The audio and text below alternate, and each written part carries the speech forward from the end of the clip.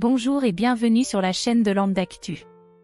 Aujourd'hui, nous allons faire un nouveau point sur la situation à Gaza, au 20 février 2024.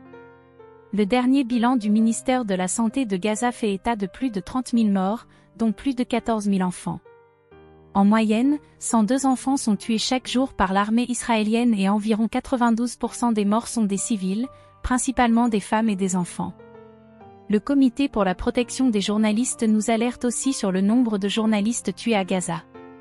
En effet, le comité indique que plus de 75% des journalistes tués dans le monde le sont par Israël.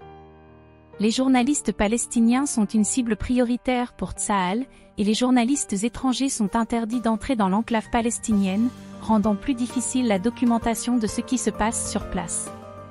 Nous rappelons ici que cibler des journalistes volontairement est considéré comme un crime de guerre. Autre inquiétude concernant la ville de Rafah, dans le sud de la bande de Gaza. Israël a commencé une offensive sur la ville et souhaite amplifier ses attaques.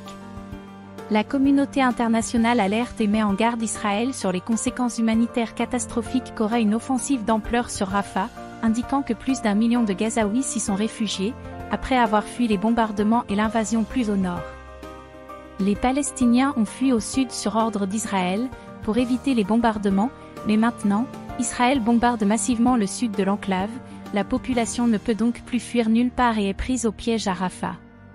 Selon Agnès Levallois et Jean-Paul Chagnolot, vice-présidente et président de l'Institut de recherche et d'études Méditerranée-Moyen-Orient, écraser Rafah constitue l'ultime étape de la stratégie de liquidation israélienne afin que les Gazaouis quittent en masse leur territoire.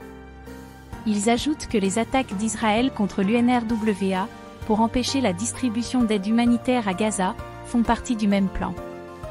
Dernière information, cette fois concernant l'ampleur des destructions à Gaza. À ce jour, plus de 70% des habitations et infrastructures de Gaza ont été détruites par les bombardements israéliens.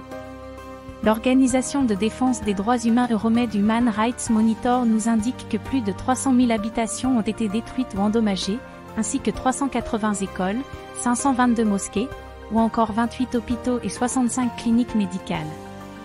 Près de 200 sites archéologiques historiques ont aussi été détruits. Ce bilan ne cesse de s'alourdir, aucune infrastructure ni aucun bâtiment ne sont épargnés. Merci d'avoir suivi cette émission, n'hésitez pas à vous abonner à la chaîne. Vous pouvez aussi nous suivre sur X, ou encore sur TikTok pour plus d'actualités politiques françaises et internationales. Au revoir et à bientôt pour une prochaine émission.